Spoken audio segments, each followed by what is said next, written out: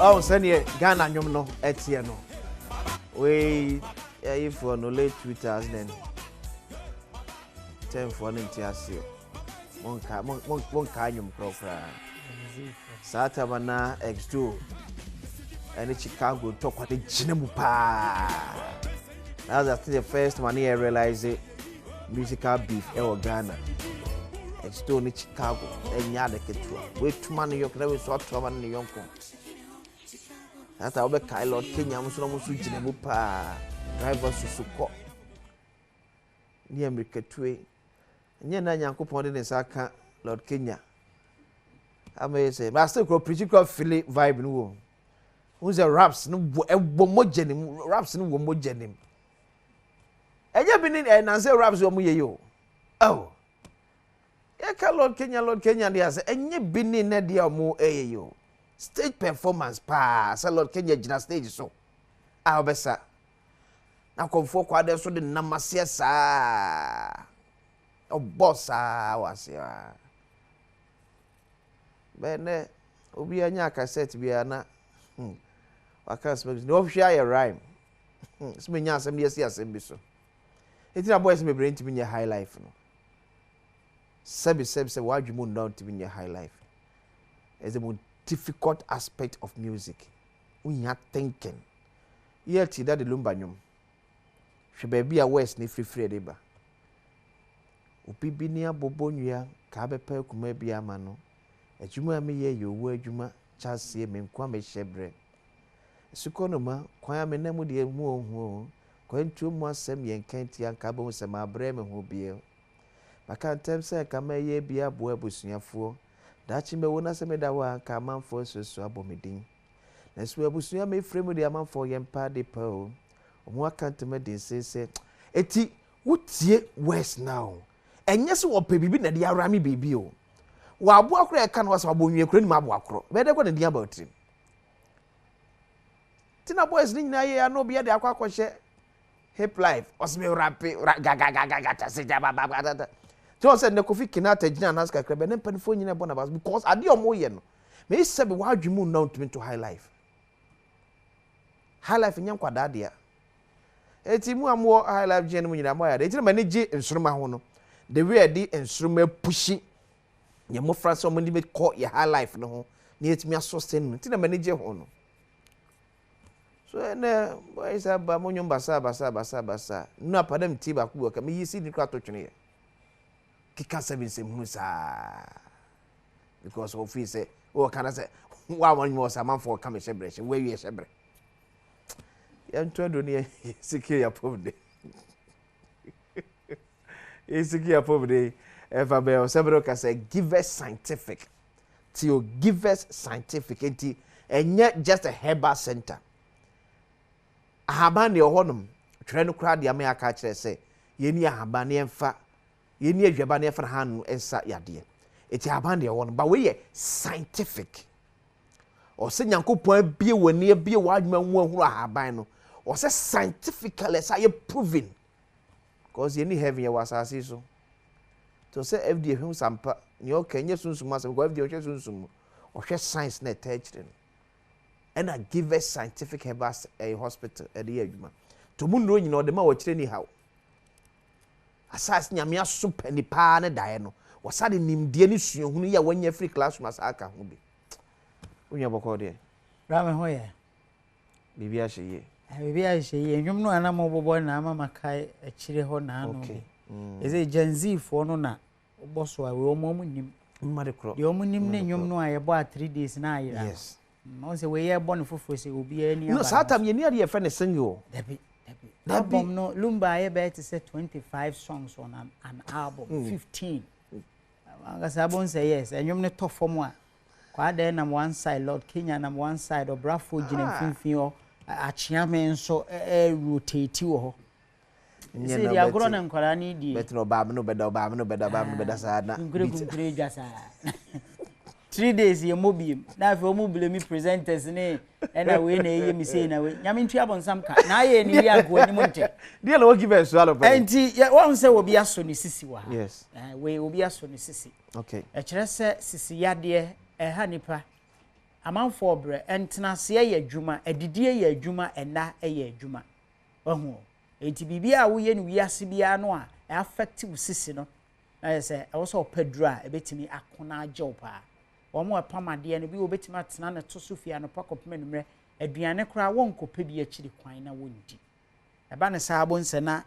the problems bibre na ebre no obi nso onum a otena sti achi a so ote ho ani eba ne saa wo sisi no mo na eye adwuma mo enti sisie no eguso a eye adwuma no na chimato bi nso eba mu a ewo se opaduru enuane ahodo a yedie no nso de intime digest wo nipadua num no eno na ya na adane amaman na wo de ndi amaman no eba ne saa se eye bebra bia atokuro wo bia no etimi fa ho na akwa relax wo ho no eno ntina abonso obi ho no se o ne nsa ye titiriti se entini no emuda hokwa ena amaman no akwa hyehyemu o nti ba ne saa moje ntimi mfa ntini num na enkonko ye adwuma e wo se ye na won se ye titiriti wona ye titiriti okon woda sori na utwa kora ntwa ozi onu madam kon so nipa bi ntimi nna ne kon na ada okon no e de tai nti e bedane aba be hye oti ase no wada ntimi nyeyi ni nyina kire se amaman no a esisisi ntini no mu no eno na ama ade no aye kirin aye yenkirin nti se dua wote esi wurem nti ubon se wankasa no waye yire nchen waye twan ya oye ohwehwe enyeyi eba ne sa wo hia aduro bi te se give us cool capsules ebeboa na ahohoro ntinum kama ebeyi fi bia de afiri wo ntinum ade ama wo on se dumre bi a wankasa no wo ho a wani timi keka wa ma wo posa timi posa wani na eje chu timi nu asomu ana hwe enhwemu kire se takra ye di nu yasomu no takra no emoa no ebi onum a se takra ni tufiri akokọ no ho a aye week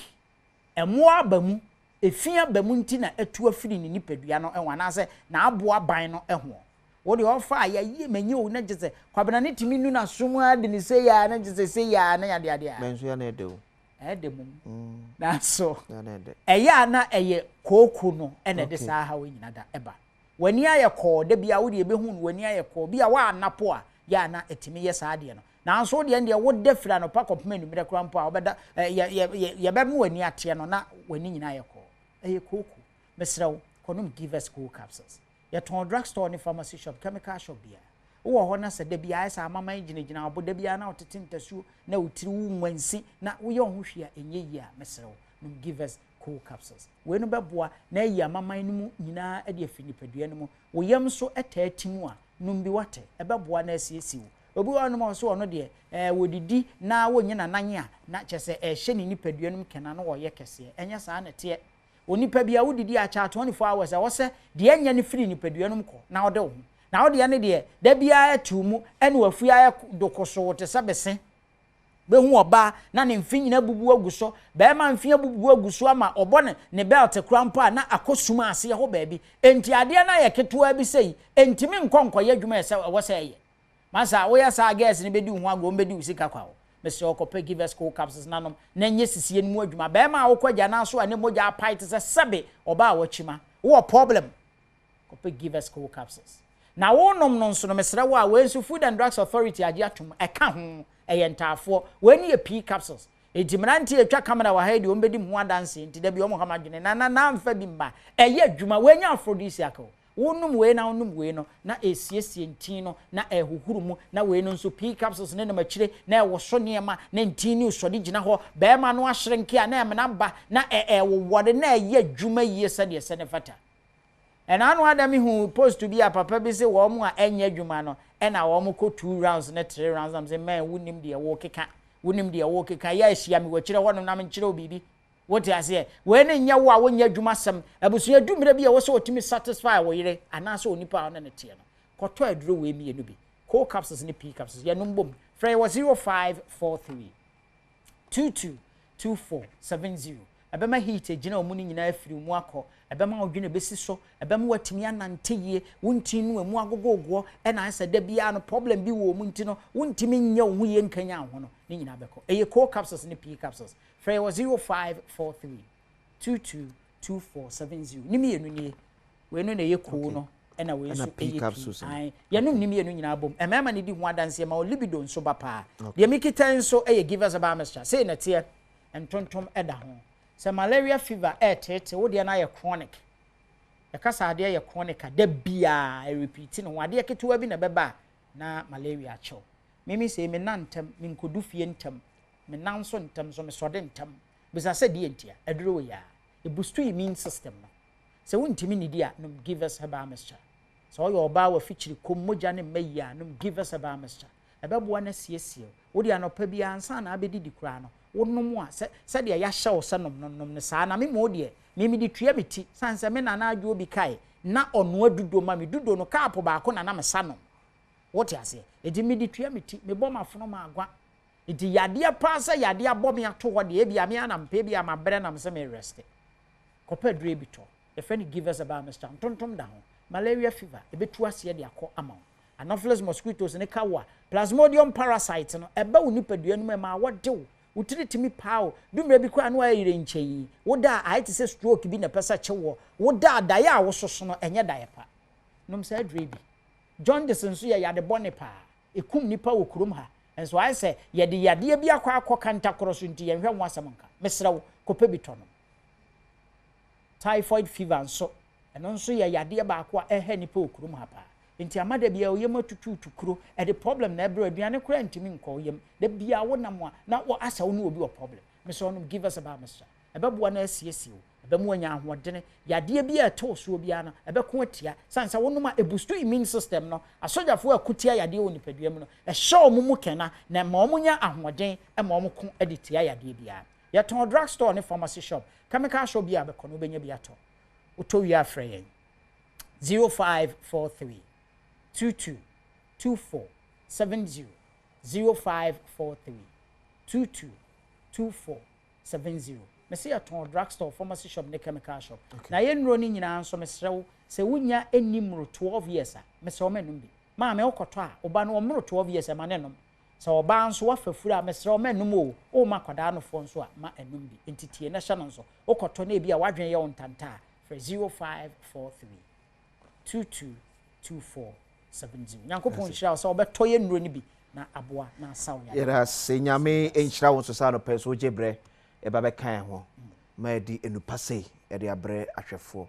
ene etefo intimi so that is abonten na kopa givers for enupen bi enum entrance ma yade no entimi wansa na o kire bi wa be bosu dwetiri e de aguye so enu papa wa abonten obi wani bi wasomu a unu papa no ekokoto givers yare mase ebim so quick one say e yakatem se Ghana man ti ye no no ensem bi won mu ayeka yenka na ye se ya kankasa se ye gbekasa se ye srem kasa se ye kasa be yenka na ye enenso yesade ye ni e kire atoye mantem ho ne bia Ghana yetu ye fem wo ene mframaja e di efri baabia yetu no se ne amanfo bokro ndi to da bia na asefem hwe ne tie ne ye no kina so ankogire baabi ankoye mfom so kro na ebi se ne baabi a yetu Ghana fem wo ene mframaja no baabia ya yetu no tie se ne yebodi no no so atimi aboniye hwe ya jato yan wudu de ya ba kyerɛkyerɛ wan nkronkro onye brɔno bi a oni din wɔn bɔ ne yei wɔyɛn mani mu edur ane mantom hɔ so a ikro bi a wɔyɛ oil and gas wɔ hɔ no wɔntubu mbɔ ne yei wɔsi etuabo na mum ɔyɛ atoabo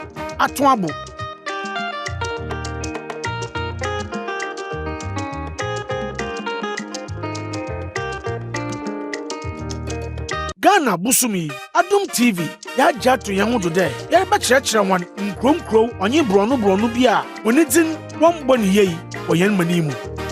edur ane mantom hɔ so a ikro bi a wɔyɛ oil and gas wɔ hɔ no wɔntubu mbɔ ne yei wɔsi etuabo na mum ɔyɛ atoabo